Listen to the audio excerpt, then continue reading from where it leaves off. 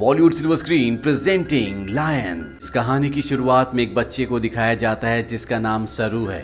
सरू अपने बड़े भाई गुड्डू के साथ ट्रेन में कोयला चोरी कर रहा होता है। दरअसल ये लोग बहुत गरीब हैं, इन्हें अपनी गुजर बसर के लिए चोरी करनी पड़ती है। ये दोनों ट्रेन से बहुत सारा कोयला चोरी करते हैं और उस कोयले को एक दुकान में बेचने के लिए जाते हैं। उसी दुकान में जलेबियां भी बन रही होती है। सरू अपने बड़े भाई से कहता है कि मुझे जलेबी खानी है। उसका बड़ा भाई कहता है कि एक दिन मैं तुम्हें जलेबी ज़रूर खिलाऊंगा। उसके पास इतने पैसे नहीं है कि वो अपने छोटे भाई को जलेबियां खिला सके। सरू कहता है कि एक दिन हम दुकान की सारी जलेबियां खरीद लेंगे। अब कोयले के बदले में थोड़ा सा दूध दिया जाता है और ये दोनों भाई खेलते हुए अपने घर वापस पहुंच जाते हैं, जहां पर सरू और गुड्डू की एक छोटी बहन भी है। ये तीनों अपनी माँ के साथ रहते हैं। सरू की माँ अपने दोनों बच्चों से पूछती कि वो दूध कहाँ से लेकर आए, लेकिन वो इस बात का कोई भी जवाब नहीं देते। उसी रात को सरू का भाई गुड्डू काम पर जा रहा होता है। सरू कहता है कि मैं भी तुम्हारे साथ काम पर चलूंगा। उसका भाई कहता है कि तुम मेरे साथ नहीं चल सकते क्योंकि काम पर बोरियां उठानी पड़ती है और इस काम के लिए तुम बहुत छोटे हो। सरू अपने सिर के ऊपर चेयर उठाकर दिखाता है, साथ ही साथ वो साइकिल भी उठाने की कोशिश करता है। सरू कहता है कि मैं कोई भी काम कर सकता हूँ। सरू की जिद करने पर उसके भाई को उसे अपने साथ ले जाना पड़ता है। ये दोनों के दोनों एक ट्रेन स्टेशन पहुँचते हैं। सरू अपने भाई गुड्डू की गोद में ही सो जाता है। उसका भाई उसे उठाने की कोशिश भी करता है पर सरू बहुत छोटा है, उसे बहुत नींद आ रही होती है। वो कहता है कि मुझे सोने दो।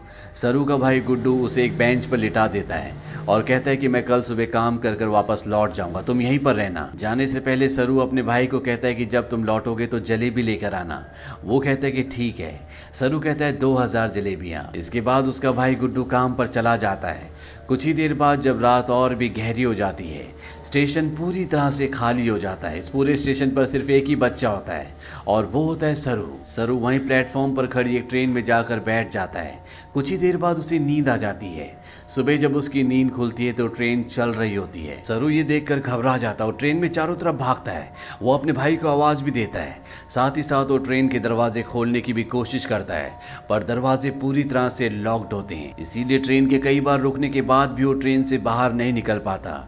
ट्रेन की बोगी पूरी तरह से खाली है। सरू भूखा प्यासा इस ट्रेन में फंस चुका है। कुछ दिन का सफर तय करने के बाद ट्रेन कलकत्ता वेस्ट बंगाल पहुंच जाती है, यानी सरू के घर से 1600 किलोमीटर दूर।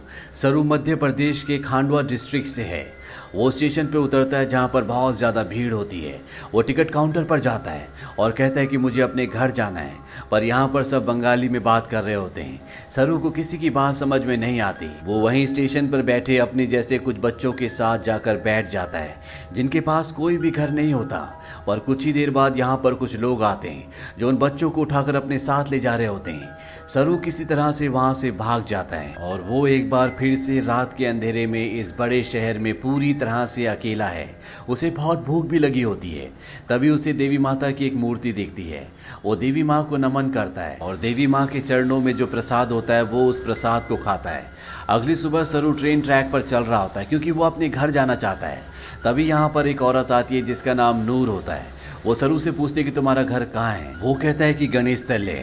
ये मध्य प्रदेश में इतना छोटा गांव होता है जिसके बारे में किसी को कुछ नहीं पता होता। नूर उसे अपने घर ले जाती है, उसे खाना खिलाती है, नहलाती है। वो कहती है कल सुबह एक आदमी आएगा जो तुम्हारी मदद करेगा, वो तुम्हें तुम्हारी मम्मी से मिलवा देगा। अगली सुबह यहाँ पर रामा नाम का एक आदमी आता है। वो सरू की पूरी बॉडी चेक करता है और नूर को धीरे से कहता है कि तुमने बहुत अच्छे से काम किया। उन्हें ऐसी लड़के की तलाश थी। सरू को इन दोनों पर शक हो जाता है, इसीलिए वो मौका देखकर इस घर को छोड़कर भाग जाता है। सरू अपने कई दिन हावड़ा ब्रिज के आसपास गुजारता है।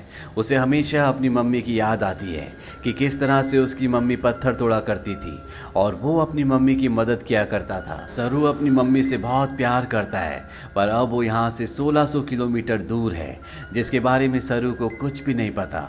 सरू को इसी तरह से यहाँ पर 2 महीने बीत जाते हैं और एक सुबह जब बारिश हो रही होती है तो वो एक कैफ़े के बाहर बैठा होता है। कैफ़े के अंदर एक लड़का कॉफ़ी पी रहा होता है और बाहर से सरू उसकी नकल उतार रहा होता है। वो लड़का बाहर आता है और सरू को कुछ खाने के लिए देता है। इसके बाद वो सरू को अपने साथ पुलिस स्टेशन ले जाता है। वो बताता है कि इस लड़के को बंगला बोलनी नहीं आती है, हिंदी में बात करता है। जब मैंने इससे पूछा कि कहाँ से है तो इसने बताया कि ये गणेश तल्ले से है। इस जगह के बारे में ना लड़के को ना ही पुलिस वाले को कुछ पता होता है, क्योंकि ये मध्य प्रदेश में एक बहुत छोटा सा गाँव है। लड़का सरू से उसकी मम्मी का नाम भी पूछता है। सरू कहता है कि मेरी मम्मी का नाम अम्मी है। दरअसल उसे अपनी मम्मी का नाम नहीं पता होता। पुलिस उसके पेरेंट्स को ढूंढने की बहुत कोशिश करती है, पर सरू के घर का, उसके गांव का, उसके परिवार का कुछ भी पता नहीं चलता। इसीलिए पुलिस उसे एक अनाथ आश्रम में भेज देती है। सरू 3 महीने वहां पर गुजारता है और 3 महीने के बाद सरू से एक लेडी मिलने आती है जिसका नाम मिसेस सूद होता है। वो सरू को बताती है कि पिछले 3 महीनों से हम तुम्हारी अम्मी को, तुम्हारे परिवार को ढूंढने की कोशिश कर रहे हैं, पर कुछ भी पता नहीं चला। हमने न्यूज़पेपर में इश्तेहार भी दिया, जिस न्यूज़पेपर को हर रोज 1.5 करोड़ लोग पढ़ते हैं, पर इसका भी कोई फायदा नहीं हुआ। सरू कहता है कि मेरा घर यहाँ से बहुत दूर है, मैं अपनी अम्मी के पास, गुड्डू के पास जाना चाहता हूँ। मिसेस सूद कहती है कि हमने हर जगह तलाश करने की कोशिश की, अब इंतजार का कोई फायदा नहीं है। एक ऑस्ट्रेलियन कपल है जो तुम्हें अडॉप्ट करना चाहता है, वो बहुत अच्छे लोग हैं, उनके साथ तुम बहुत खुश रहोगे, तुम्हें ऑस्ट्रेलिया जाना होगा। इसके बाद मिसेस सूद सरू को अपने साथ अपने घर ले आती है, जहाँ पर कुछ और बच्चे भी होते हैं। मिसेस सूद सबको इंग्लिश के वर्ड, टेबल मैनर से सब कुछ सिखाती हैं और अब सरू को ऑस्ट्रेलिया भेज दिया जाता है, जहां पर मिस्टर जॉन और उनकी वाइफ सू, जिन्होंने सरू को अडॉप्ट किया होता है, उसे देखकर वो बहुत खुश होते हैं। सरू को ये अपने घर ले आते हैं। छोटे से मिट्टी के घर में रहने वाला सरू जब इस घर को देखता है तो पूरी तरह से हैरान होता है। साथ ही साथ वो बहुत गुमसुम भी होता है, क्योंकि ये देश, यहाँ की हवा, मिट्टी सब सरू के लिए पूरी तरह से नए हैं। सरू की मॉम, जिसका नाम सू है, जिसने सरू को अडॉप्ट किया है, वो सरू से इंग्लिश में कहती है कि मुझे पता है कि तुम्हारा सफ़र इतना आसान नहीं था, तुम मुझे इस वक्त कुछ नहीं बता सकते, पर एक दिन तुम मुझे सब कुछ बताओगे। सरू धीरे धीरे इनकी भाषा, इनका रहन सहन सीखना शुरू कर देता है। बहुत जल्द वो इन सब के साथ कंफर्टेबल हो जाता है। मिस्टर जॉन और उनकी वाइफ सू सरू से अपने बेटे की तरह प्यार करती है। वो उसकी ज़िंदगी में किसी तरह की कोई कमी नहीं होने देते। 1 साल बाद ये एक और बच्चे को अडॉप्ट करते हैं, जो इनके साथ एडजस्ट नहीं हो पाता। वो अपने आप को नुकसान पहुंचाना शुरू कर देता है, पर मिस्टर जॉन और उनकी वाइफ इस बच्चे को कंट्रोल करने की, समझाने की कोशिश करते हैं, क्योंकि वो इसकी मदद करना चाहते हैं। उसी रात को मिसेस सू रो रही होती है। सरू उनके पास जाता है, उनके आंसू पोंछता है और उनके गले से लग जाता है, यानी कि अब उसने पूरी तरह से उन्हें अपनी मॉम मान लिया है। धीरे धीरे वक्त बीतता और 20 साल बीत जाते हैं। सरू अब बड़ा हो चुका है। मिस्टर जॉन और उनकी वाइफ, जो सरू के मॉम डैड है, उनको सरू पर गर्व होता है। वो होटल मैनेजमेंट की पढ़ाई करने के लिए मेलबॉर्न जा रहा होता है। वो अपने उस भाई से भी मिलता है जिसे मिस्टर और मिसेस जॉन ने सरू के बाद अडॉप्ट किया था, लेकिन ये दोनों एक दूसरे को पसंद नहीं करते। सरू अब होटल मैनेजमेंट की इंट्रोडक्टरी क्लास में पहुंच जाता है, जहां पर सब अपने बारे में बताते हैं। सरू कहता है कि वो अपना होटल खोलना चाहता है, साथ ही वो ये भी बताता है कि वो इंडिया में कैलकाटा से है। इसके बाद यहाँ पर जितने भी स्टूडेंट्स होते हैं वो सब के सब हाउस पार्टी रखते हैं, जहाँ पर सरू भी जाता है। यहाँ बहुत सारे इंडियन स्टूडेंट्स भी होते हैं, इसीलिए यहाँ पर खाने में बहुत सारा इंडियन फूड होता है। और सरू जब वहाँ पर जलेबियाँ देखता है तो उसे बचपन का वो लम्हा याद आ जाता है, जब उसने अपने भाई गुड्डू से जलेबी खाने के लिए कहा था और जवाब में उसके भाई गुड्डू ने कहा था कि वो उसे जलेबी जरूर खिलाएगा। सरू ने कहा था कि एक दिन वो सारी जलेबी खरीद लेंगे। सरू को जब ये लम्हा याद आता है तो उसकी आंखों में आंसू आ जाते हैं और वो अपने दोस्तों को बताता है कि वो कैलकाटा से नहीं है, वो किसी और जगह से है। बचपन में वो खो गया था, वो एक ट्रेन में बैठ गया था और जब ट्रेन रुकी तो वो कैलकाटा पहुंच गया था। यहाँ पर एक लड़का उससे पूछता है कि वो ट्रेन में कितने दिन तक था। सरू कहता है 2-3 दिन तक। वो लड़का उसके गांव का नाम पूछता है। सरू कहता है गणेश तले, लेकिन सरू को अब ये भी नहीं पता कि वो अपने गांव का नाम अच्छे से प्रोनाउंस कर पा रहा है कि नहीं, क्योंकि उसे हिंदी बोलनी नहीं आती, वो अब सिर्फ इंग्लिश बोल सकता है। यहाँ पर एक लड़का उससे कहता है कि कैलकाटा के हावड़ा ब्रिज से, जहाँ पर तुम बचपन में पहुंचे थे, अगर वहां से हम टाइम और ट्रेन की स्पीड को कैलकुलेट करें और वापस जाएं तो हम तुम्हारे गांव के आसपास के रेडियस में पहुंच सकते हैं। यहाँ पर एक लड़की उसे गूगल अर्थ के बारे में बताती है। वो कहती है गूगल अर्थ के सहारे तुम दुनिया की किसी भी जगह को ढूंढ सकते हो, पर सरू इस बारे में और ज्यादा बात करने से मना कर देता है।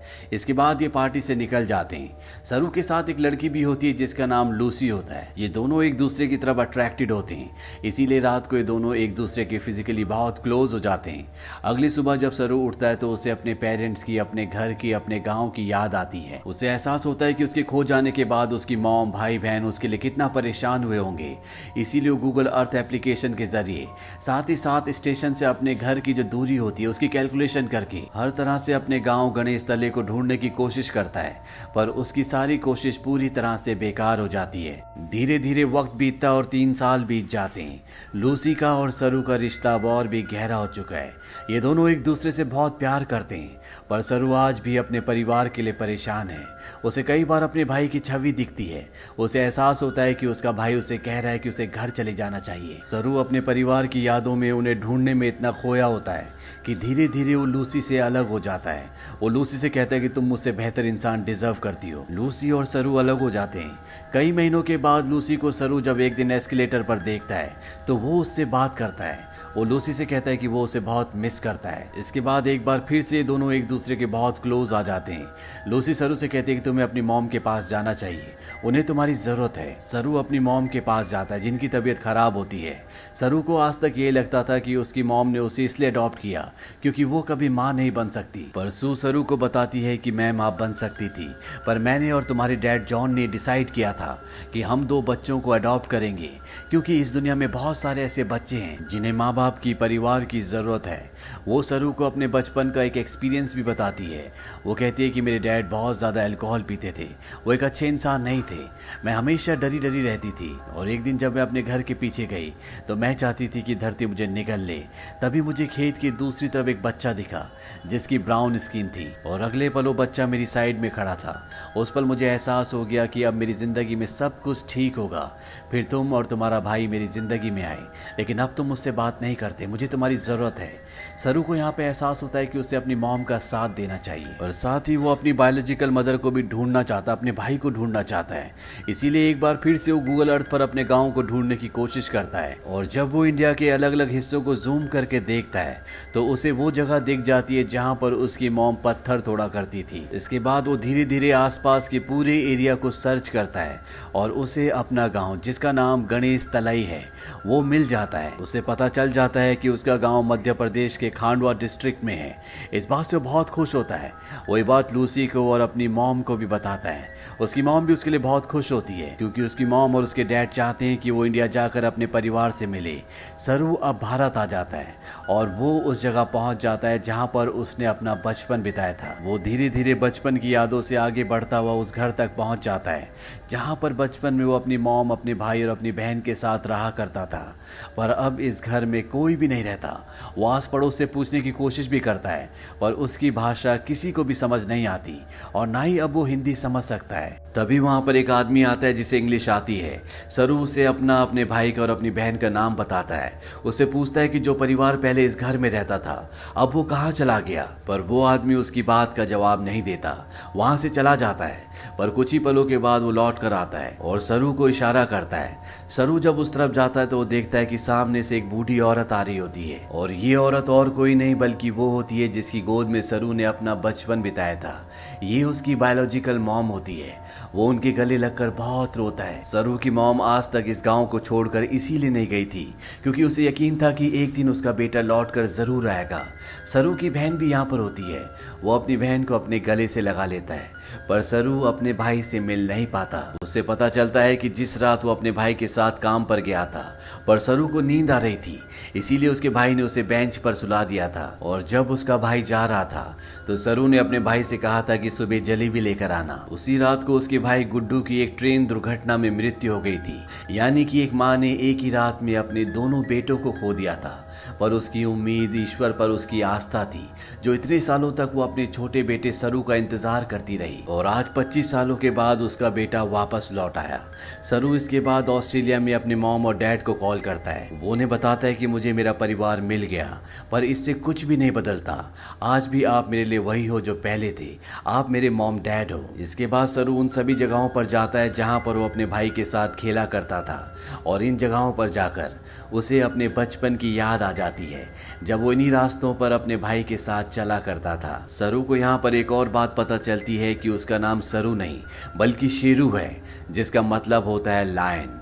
अंत में हमें कुछ रियल फुटेज दिखाई जाती है जिसमें सरू के वो माँ बाप जिन्होंने उसे अडॉप्ट किया था वो इंडिया आते हैं। इंडिया में सरू की जो असली बायोलॉजिकल मॉम होती है वो उन्हें अपने गले से लगा लेती है। तो ये थी सच्ची कहानी सरू की। ऑफिशियल रिपोर्ट्स के मुताबिक पता चलता है कि भारत से हर साल 80,000 बच्चे गायब होते हैं, लेकिन उसमें से 1% भी बच्चे ऐसे नहीं हैं जिनकी किस्मत सरू की तरह हो। इसीलिए इस पूरी कहानी, इस पूरी फिल्म के जो हीरो हैं वो और कोई नहीं बल्कि मिस्टर जॉन और उनकी वाइफ सू है, जो अपने बच्चे पैदा कर सकते थे पर उन्होंने फैसला किया कि वो अपने बच्चे पैदा ना करके उन बच्चों को अडॉप्ट करेंगे जिनके पास घर नहीं है, ताकि उन्हें एक अच्छा घर मिल सके। अगर इस दुनिया में हर एक इंसान की सोच इसी तरह से हो जाए तो ये दुनिया स्वर्ग बन जाए। तो ये थी पूरी कहानी फिल्म लॉयन की। ये फिल्म सन 2016 में रिलीज हुई थी। IMDb पर इसकी रेटिंग है 8। इस फिल्म का बजट था $12 मिलियन और बॉक्स ऑफिस पर इसने कमाई की थी $141 मिलियन की। उम्मीद करते हैं कि ये कहानी आपको पसंद आई होगी।